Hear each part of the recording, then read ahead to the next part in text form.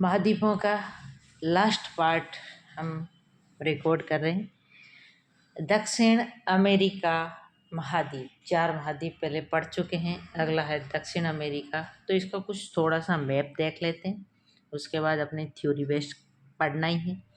तो देखें, ये दक्षिण अमेरिका है, तो इसके ऊपर कौन सी, ये पनामा नहर थी जो उत्तरी अमेरिका और दक्षिण अमेरिका को आपस में जोड़ रही थी। यहाँ पर कैरेबियन सागर था, यहाँ पर जो है वो सूरीनाम है, फ्रेंच गुयाना उच्च भूमि है। इसमें से कौन सी रेखा गुजरती है, भूमध्य रेखा गुजरती है। यहाँ पर एंडीज पर्वत श्रृंखला है, कौन सी है, एंडीज पर्वत श्रृंखला है।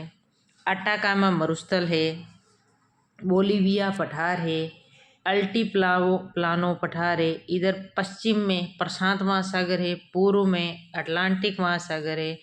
यहाँ पर कैप हॉर्न भी है, फॉकलैंड है, भूमध्य रेखा और मकर रेखा गुजरती है। वाल्डेज प्रायद्वीप है, इसका सर्वोच्च चोटी कौन सी है, माउंट एकांकागुआ इसकी क्या है, सर्वोच्च चोटी है। इसका मतलब उच्चतम बिंदु कौन सा है, माउंट एकांकागुआ। तो निम्नतम बिंदु कौन सा है, वाल्डेज प्रायद्वीप क्या है, निम्नतम बिंदु। वाल्डेज प्रायद्वीप क्या है, निम्नतम बिंदु है।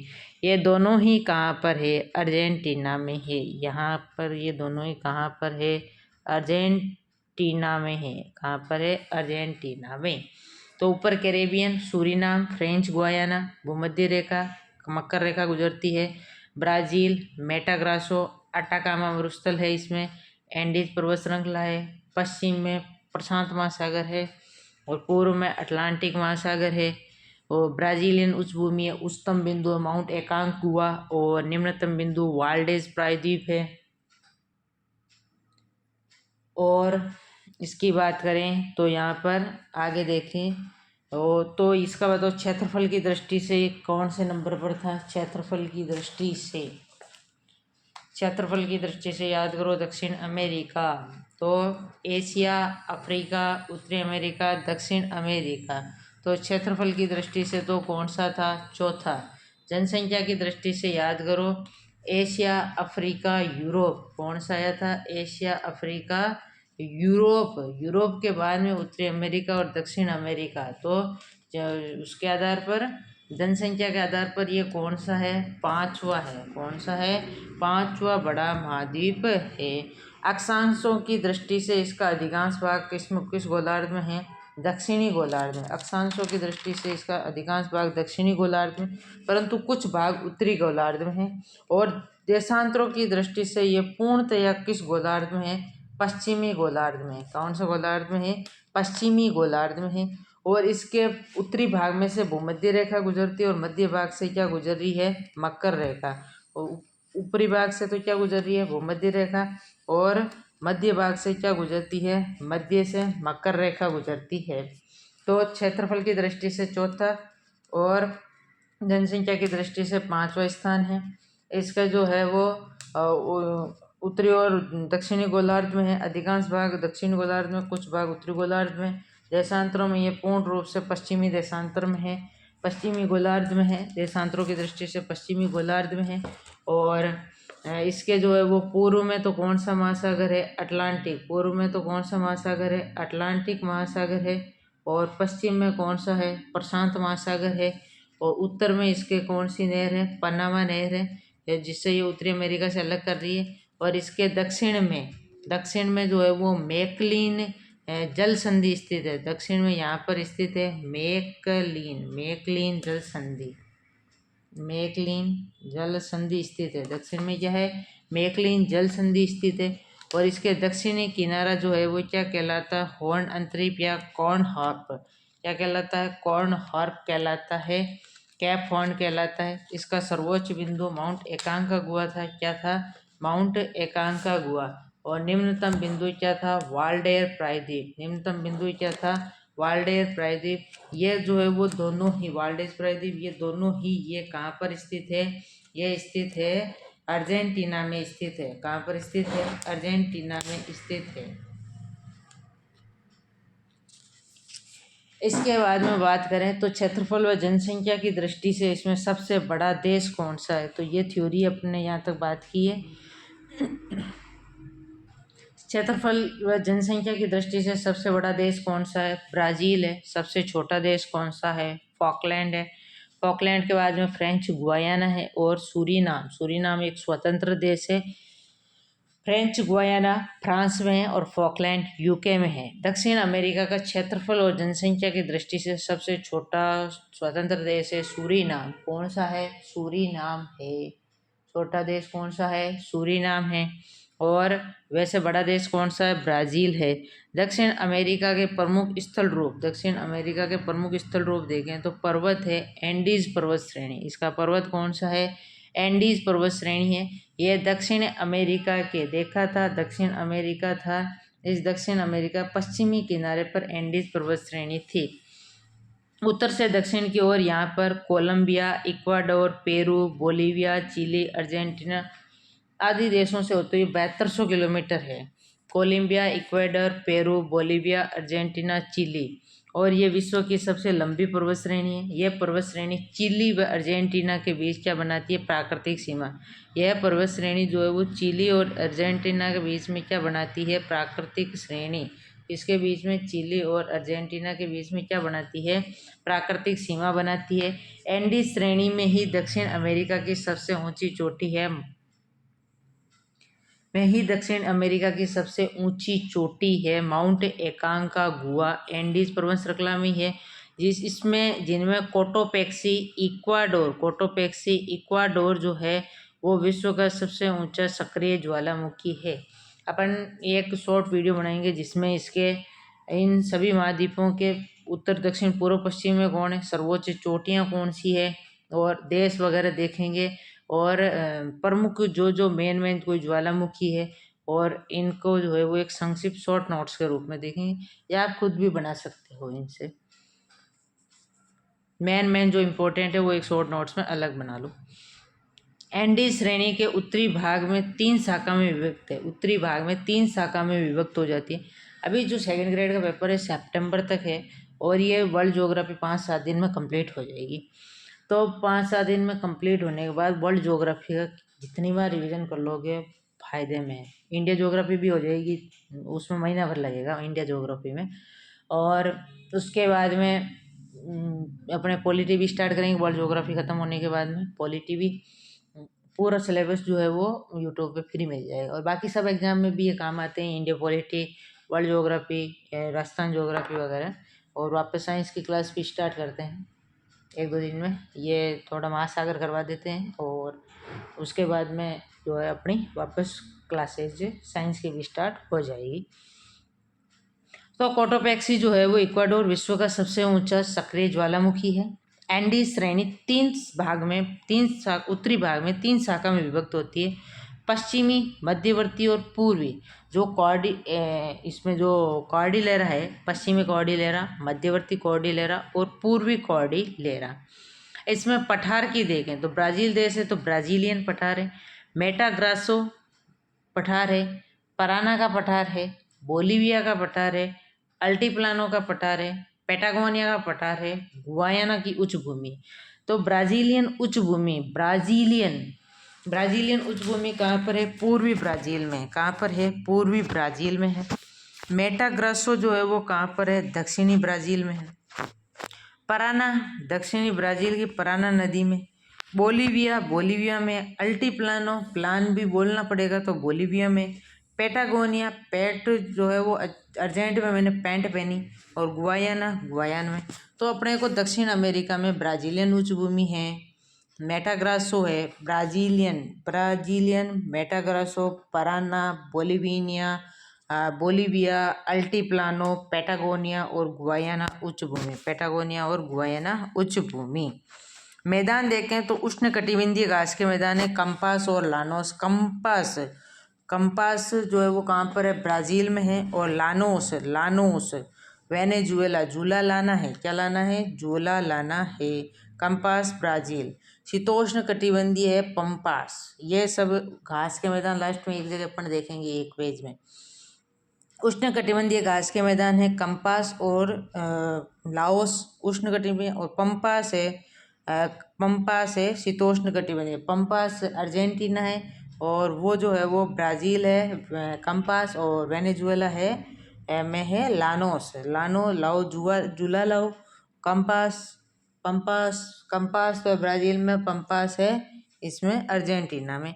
ग्रान चाको ये उत्तरी अर्जेंटीना और दक्षिणी बोलीविया, पश्चिमी पराग्वे, ब्राज़ील के मेटागासो क्षेत्र में फैला अर्ध शुष्क वनस्पति का क्षेत्र है।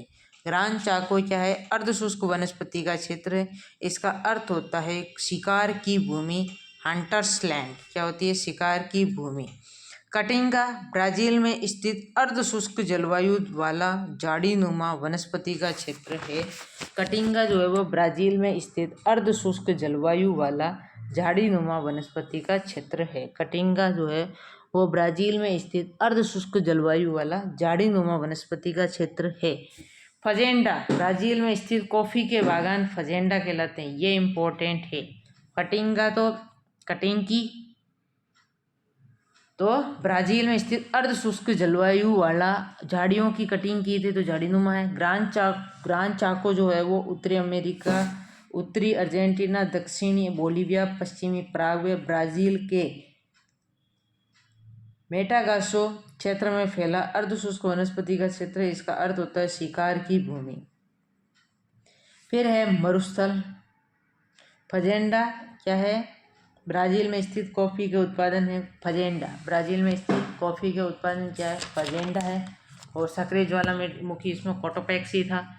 अब मरुस्थल की बात करते हैं तो अटाकामा, अटके कामो दक्षिणा कोई मांगने आता है तो अपन कहते हैं अटके काम है। पेटागोनिया वो भी कहाँ पर है? इसी में है।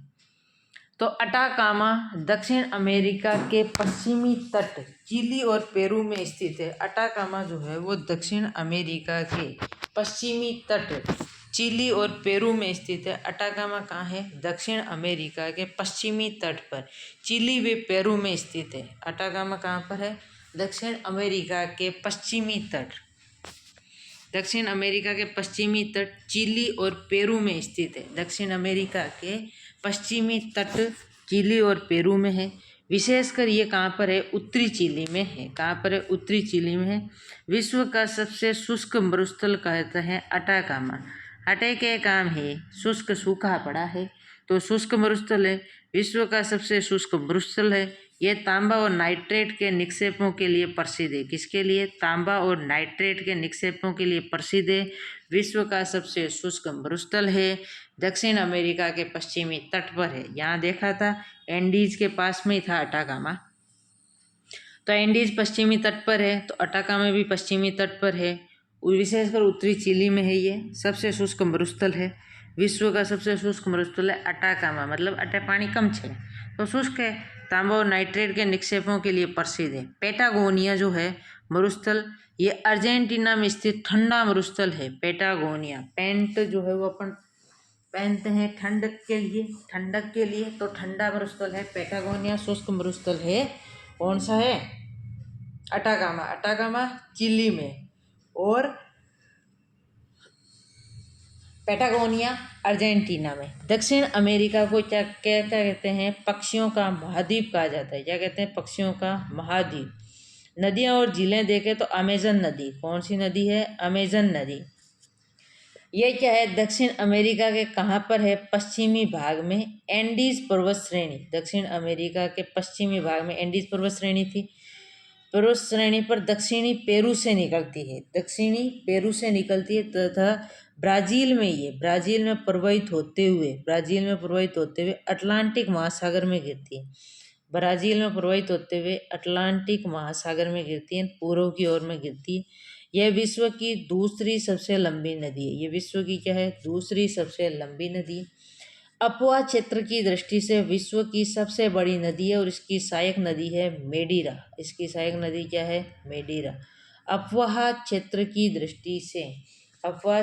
दृष्टि से सबसे बड़ी नदी है और इसकी सहायक नदी है मेडीरा। अपवा की क्षेत्र की दृष्टि से सबसे बड़ी नदी है और सहायक है इसकी मेडीरा। क्या है? मेडीरा। अमेजन बेसिन में विश्व की सर्प की सबसे बड़ी प्रजाति है एनाकोंडा पाई जाती है। अमेजन बेसिन में विश्व की सर्प की सबसे बड़ी जाति क्या पाई जाती है? एनाकोंडा। अमेजन बेसिन में एनाकोंडा पाई जाती है। तो ये अमेजन नदी देखो दक्षिण अमेरिका, पश्चिम में एंडीज पर्वत श्रेणी है, दक्षिणी पेरू से निकलती है, ब्राजील से प्रवाहित होते हुए अंटार्कटिक महासागर में गिरती है। विश्व की दूसरी सबसे लंबी नदी है। पहली कौन सी है? नील। अफवा क्षेत्र की विश्व की सबसे बड़ी नदी है और इसकी सहायक नदी थे मेंडिरा, और यहाँ सर्प जाति पाई जाती है एनाकोंडा। अमेजन में विश्व के सदाबहार वनों वर्षा वनों का बड़ा क्षेत्र है। इन्हें सेल्वा या सेलवास या पृथ्वी का फेफड़ा या सी सिंक कहा जाता है। सी सिंक इस तरह से होता है फेफड़ा, तो ये भी इस तरह से होता है, तो ये सी आकार का सिंक बन गया और ये फेफड़े बन रहे हैं, तो पृथ्वी का फेफड़ा कहा जाता है। सेल्वा या सेलवास भी कहा जाता है। ओरिनोको, अगला क्या है? ओरिनोको। ओरिनोको ये वेनेजुएला में प्रवाहित होती हुई, ये कहाँ प्रवाहित होती हुई? वेनेजुएला में प्रवाहित होती हुई अटलांटिक महासागर में गिरती है। ये कहाँ इसमें प्रवाहित होती है? वेनेजुएला में प्रवाहित होती हुई अटलांटिक महासागर में गिरती है। इसकी सहायक नदी है केरोनी। यह वेनेजुएला में, किसमें? वेनेजुएला में प्रवाहित होती हुई अटलांटिक महासागर में गिरती है और इसकी सहायक नदी है केरोनी। यह वेनेजुएला में प्रवाहित होती हुई कहाँ गिरती है? अटलांटिक महासागर में गिरती है। यह वेनेजुएला में प्रवाहित होती हुई अटलांटिक महासागर में गिरती है। कहाँ प्रवाहित होती हुई? वेनेजुएला में प्रवाहित होती हुई अटलांटिक महासागर में गिरती है। इसकी सहायक नदी कौन सी है? केरोनी। इसकी सहायक नदी कौन सी है? केरोनी इसकी सहायक नदी है।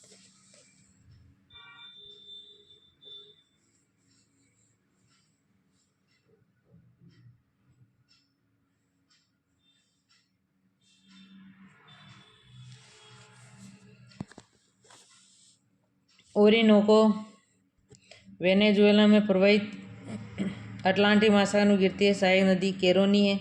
वेनेजुएला में विश्व का सबसे ऊंचा पर्वत है एंजल जलप्रपात। एजी जुलादो। अपन विश्व के ऊंचे जलप्रपात भी पढ़ेंगे, छोटे छोटे टॉपिकों 15-15 मिनट की वीडियो बनाएंगे विश्व के।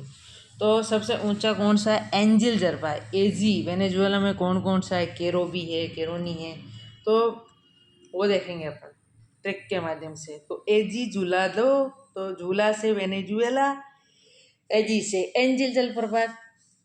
मेगडालेना कोलंबिया में प्रवाहित होते हुए कैरिबियन सागर में गिरती है। मेगडालेना जो है ये कोलंबिया में प्रवाहित होती हुई कैरिबियन सागर में गिरती है। कोलंबिया में प्रवाहित होती हुई किसमें गिरती है? कैरिबियन सागर में गिरती है। मेगडालेना कोलंबिया में प्रवाहित होती हुई कैरिबियन सागर में गिरती है। आगे देखो, कोलोराडो नदी एंडीज श्रेणी से निकलकर अर्जेंटीना में प्रवाहित होती हुई कहाँ गिरती है? अटलांटिक। अर्जेंटीना में कोलोराडो, अर्जेंटीना में अटलांटिक महासागर में गिरती है। कौन? कोल अटलांटिक में। मेगडा क्या ले? केरी ले, तो कैरिबियन सागर में गिरती है। ओरिनाको ये अटलांटिक महासागर में गिरती है और अमेजन भी अटलांटिक महासागर।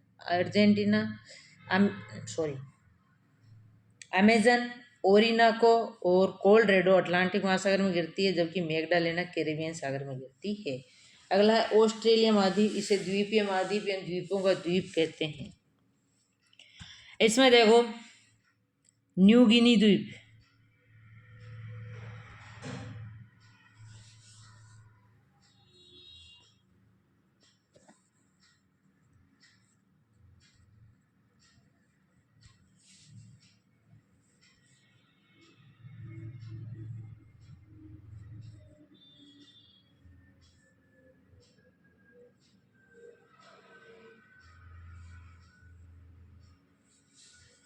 ऑस्ट्रेलिया में देखो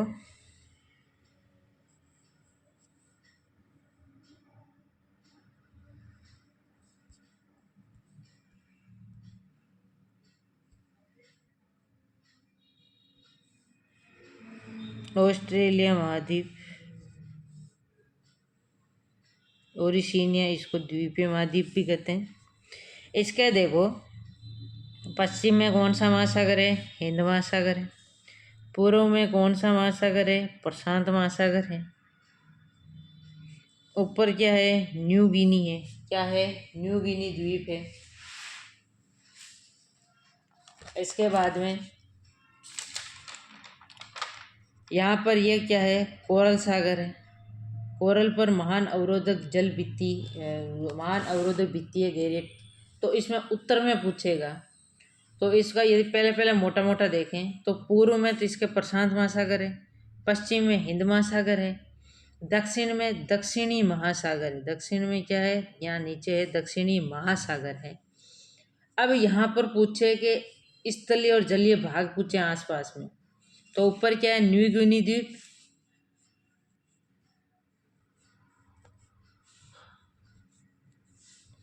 कौन सा द्वीप है? न्यू गिनी द्वीप है। और इसका क्या है? यहाँ पर न्यू गिनी द्वीप और तिमोर सागर। क्या है? तिमोर सागर है। और कारपेंट्रिया की खाड़ी है। क्या है? कारपेंट्रिया की खाड़ी है। और यहाँ पर एक तिमोर सागर, कारपेंट्रिया खाड़ी, न्यू कैरियन और आराफुरा महासागर है। क्या है? आराफुरा महासागर। इसके उत्तर पूर्व में क्या है? कोरल सागर। उत्तर पूर्व में क्या है? कोरल सागर। और दक्षिण पूर्व में किसमें? यहाँ पर क्या है? दक्षिण पूर्व में न्यूजीलैंड, तस्मानिया और तस्मान पठार। न्यूजीलैंड, ये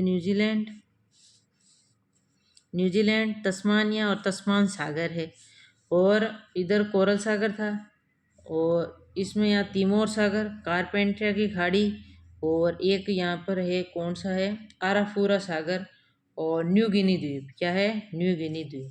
तो बात होगी मेनली बात क्या हुई है कि हिंद महासागर पश्चिम में है, पूर्व में प्रशांत है, दक्षिण में हिंद महासागर। ये कंप्लीट है। इसके बाद में यहाँ पर बात की अपने,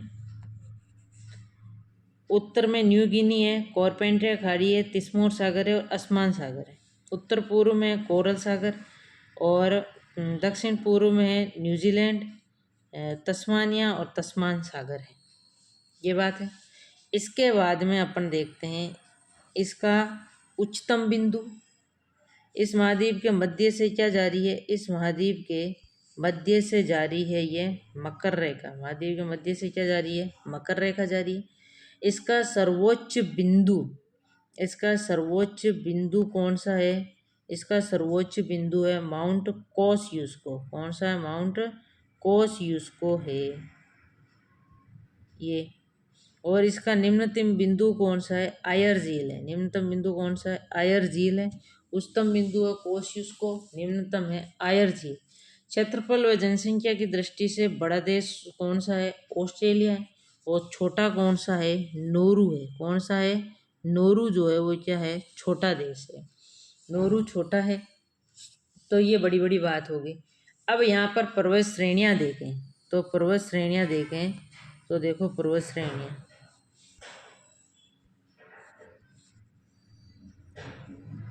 श्रेणियों में है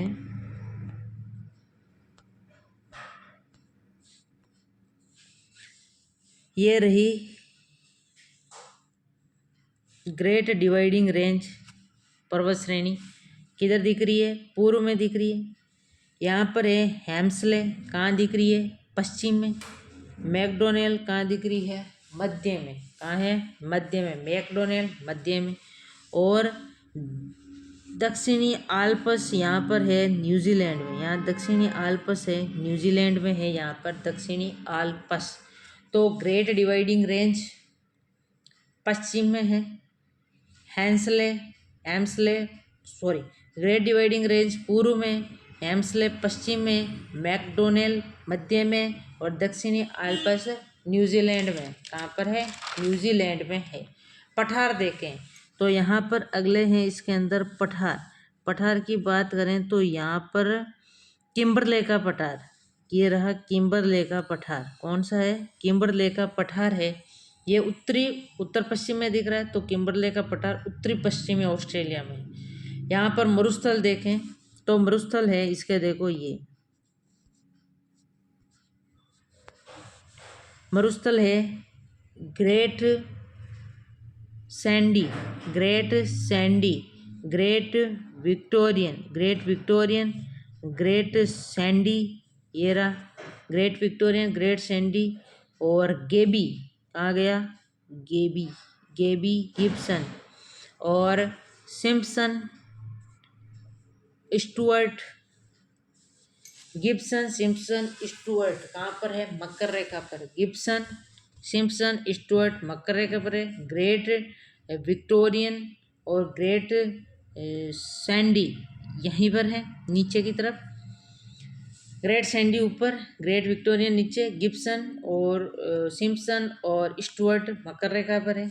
नदी देखो, नदी यहाँ पर है, एक तो है मर्रे और एक कौन सी है, डार्लिंग नदी। मर्रे और डार्लिंग नदी, ये रही मर्रे और ये रही डार्लिंग नदी यहाँ पर है। मर्रे डार्लिंग नदी ग्रेट डिवाइडिंग रेंज से निकलती है। ये किससे निकलती है, ये ग्रेट डिवाइडिंग रेंज दिख रही है ये वाली, इस ग्रेट डिवाइडिंग रेंज से निकलती है मर्रे और डार्लिंग नदी, जिसको मर्रे डार्लिंग नदी कहते हैं। इस महाद्वीप की सबसे लंबी नदी है।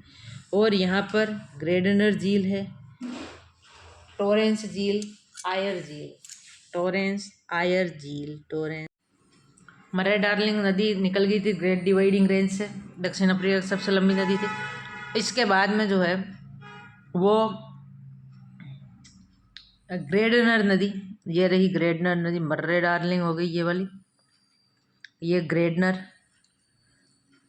झील, आयर झील, ये रही इसके पास ग्रेडनर झील, आयर झील, ठीक।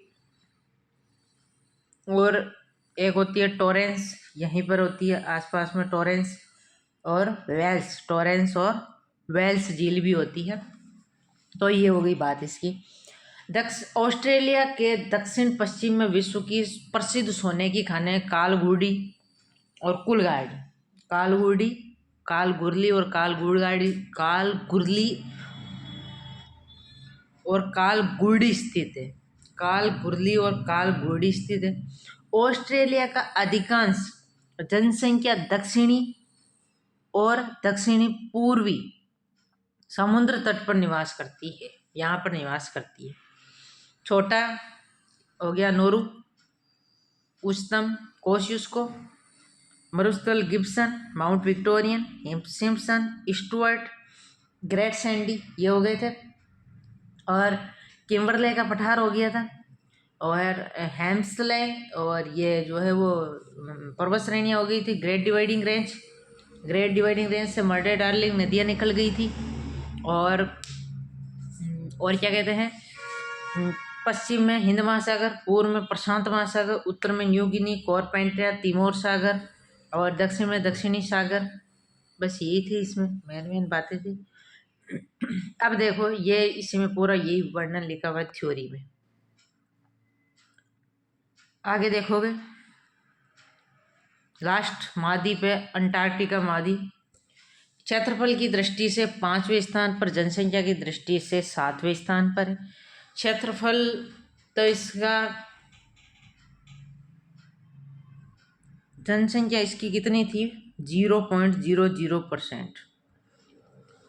और इसके क्षेत्रफल की बात की जाए तो इसका क्षेत्रफल कितना था, एशिया का कितना था 29.8, अफ्रीका का 20.3, उत्तरी अमेरिका का 16.3, दक्षिण अमेरिका 11.9, अंटार्कटिका का 9.5 है। क्या है, 9.5 कहा गया, 9.5%।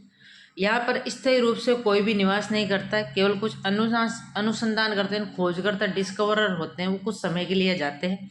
दक्षिणी ध्रुव पर स्थित है, चारों ओर से दक्षिणी सागर से घिरा हुआ है। इसके किनारे पर वेडेल सागर व रोस सागर स्थित है, इसके किनारे पर वेडेल सागर व रोस सागर स्थित है। इसका 9.8% भाग जो है वो बर्फ से ढका हुआ है। वेडेल रोस सागर स्थित है, दक्षिणी ध्रुव पर है। और इसका एक किनारा पल्मीर प्रायद्वीप के रूप में, जिस पर कुछ छोटी वनस्पति पाई जाती है। महाद्वीप के तट पर पेंगुइन पाया जाता है, महाद्वीप के तट पर क्या पाया जाता है, पेंगुइन पाया जाता है। अंटार्कटिका को बर्फ होने के कारण श्वेत महाद्वीप, बर्फीला महाद्वीप खिसकता महाद्वीप वो विज्ञान को समर्पित महाद्वीप है, क्योंकि अनुसंधान करता ही यहाँ पर आते हैं। ग्रेड 2 में आया था कि समुद्र तल से अधिक ऊंचाई वाला महाद्वीप कौन सा है, तो अंटार्कटिका है। समुद्र तल से अधिक ऊंचाई वाला महाद्वीप कौन सा है, अंटार्कटिका महाद्वीप है। इसका सर्वोच्च बिंदु जो है वो विंसन मैसिफ है। इसका सर्वोच्च बिंदु कौन सा है, विंसन मैसिफ है। निम्नतम है इसका डेनमन ग्लेशियर और बेंटल ट्रेंच है। विश्व के समस्त महाद्वीपों में सबसे निम्नतम बिंदु है अंटार्कटिका। विश्व के समस्त महाद्वीपों में सबसे निम्नतम बिंदु है अंटार्कटिका है। सबसे बड़ी नदी है ओनिक्स। सबसे बड़ा ग्लेशियर है लैम्बर्ट ग्लेशियर। प्रमुख पर्वत श्रेणी है क्वीनमोड। अंटार्कटिका महाद्वीप पर वर्षा अत्यंत कम होती है। प्रमुख पर्वत श्रेणी क्वीनमोड। बड़ा ग्लेशियर है लैम्बर्ट। बड़ी नदी है ओनिक्स। निम्नतम बिंदु है अंटार्कटिका। इसमें जो है वो अत्यंत महाद्वीपों पर वर्षा अत्यंत कम होती है, क्योंकि ये बर्फीले है, मरुस्थल के रूप में है, बर्फीले मरुस्थल के रूप में। अंटार्कटिक महाद्वीप पर वर्षा अत्यंत कम होती है। अंटार्कटिक महाद्वीप पूर्वी व पश्चिमी दोनों गोलार्धों में स्थित है। इनमें से सभी 360 डिग्री देशांतर गुजरते हैं। ग्रीनविच रेखा व अंतर्राष्ट्रीय तिथि रेखा दोनों गुजरती है। इसमें से ग्रीनविच रेखा व अंतर्राष्ट्रीय तिथि रेखा दोनों गुजरती है। इसके बारे में सर्वप्रथम जानकारी कैप्टन जेम्स कुक ने दी थी। किसने, कैप्टन जेम्स कुक ने दी थी। और जो है अपने कौन सा महाद्वीप की बात की थी, सर्वप्रथम अंटार्कटिका महाद्वीप के बारे में कुक, अंटार्कटिका के बारे में किसने बताया था, कुक ने बताया था। और जो है वो एक महाद्वीप जिसके बारे में जो है वो किसने बताया था, कोलंबो वैज्ञानिक था, उसने कोलंबो ने बताया था। तो वो महाद्वीप कौन सा था जिसके बारे में जो है वो कोलंबो ने बताया था, कोलंबस ने, तो वो था उत्तर अमेरिका। कौन सा था, उत्तर अमेरिका। इसके बारे में जेम्स कुक ने, उत्तर अमेरिका के बारे में कोलंबस। अंटार्कटिका पर सर्वप्रथम 1820 में रूसी यात्री लाज़रेव व बोलिंग सोसेन ने सबसे पहला कदम रखा था। कुछ महाद्वीपों का तर्क है कि अंटार्कटिका पर पहुंचने वाला प्रथम व्यक्ति अमेरिकी नाविक जॉन डेविस था। कौन था, जॉन डेविस था। यह अंटार्कटिका पर पहुंचने वाला प्रथम तो कहा जाता है जॉन डेविस, जबकि दक्षिणी ध्रुव पर पहुंचने वाला प्रथम व्यक्ति था एमडेन। दक्षिणी ध्रुव पर एमंडसेन। कौन था, एमंडसेन था। दक्षिणी ध्रुव पर तो एमंडसेन था। और वैसे अंटार्कटिका पर देखो सर्वप्रथम जानकारी कैप्टन जेम्स कुक ने दी थी। रूसी यात्री यहाँ आए थे लाज़रेव व बोलिंग सोसेन। और अंटार्कटिका पर पहुंचने वाला प्रथम व्यक्ति है जॉन डेविस है। दक्षिणी ध्रुव पर एमंडसेन है। और अंटार्कटिका पर पहुंचने वाले प्रथम भारतीय श्री रामचरण है। और दक्षिणी ध्रुव पर पहुंचने वाला प्रथम भारतीय है गिरिराज। दक्षिण लेने के लिए वो गिर गया और पहले अंटार्कटिका में राम जी को याद किया, तो रामचरण। अंटार्कटिका पर भारत के कुछ शोध केंद्र भी है। दक्षिणी गंगोत्री, क्या है, दक्षिणी गंगोत्री, जिसकी स्थापना हुई थी 1983। दक्षिणी गंगोत्री एत्री से मैत्री, मैत्री हुई भारती से। भारती को निकाला बार, भारती को बार निकाला तो 2012। मैत्री 89, मैत्री 89, मैत्री 1989, दक्षिणी गंगोत्री 1983। तो ये तो वही महाद्वीपों की बात खत्म। यहाँ पर कुछ घास के मैदान है, उसकी बात करें। पृथ्वी पर स्थित घास के मैदान, उष्ण कटिबंधीय घास मैदान याद रखो। जब भी गर्मी होती है तो हम शक पालते हैं कि वहाँ क्या पता ठंडक हो। तो से सवाना, वाना, सौ फ्री का होता है, तो सौ फ्री यानी अफ्रीका। कंपास को मैंने झील में गई तो मैं कंपास लेकर गई थी। पास से पार्कलैंड, ला से लाओस, लाओ क्या, झूला लाओ, तो लाओस जुएलम। शीतोष्ण कटिबंधीय घास के मैदान है स्प्रे पवेड़ा, स्प्रे से स्टेपी पाया जाता है यूरेशिया में, यूरोप और एशिया में। प्रेरीज, प्यारी, जब मेरी हुई थी तो उत्तरी अमेरिका, यूएसए और कनाडा में है। पंपास, देखो कंपास तो ब्राज़ील में और पंपास है साउथ अमेरिका, दक्षिणी अमेरिका में है। और पंपास और वेल्स दोनों ही कहाँ पर है, दक्षिणी अमेरिका में। और डाउन में क्या है, ऑस्ट्रेलिया है, तो डाउन से ऑस्ट्रेलिया में। पंपास और वेल्स कहाँ पर है, साउथ अमेरिका, दक्षिणी अमेरिका में है।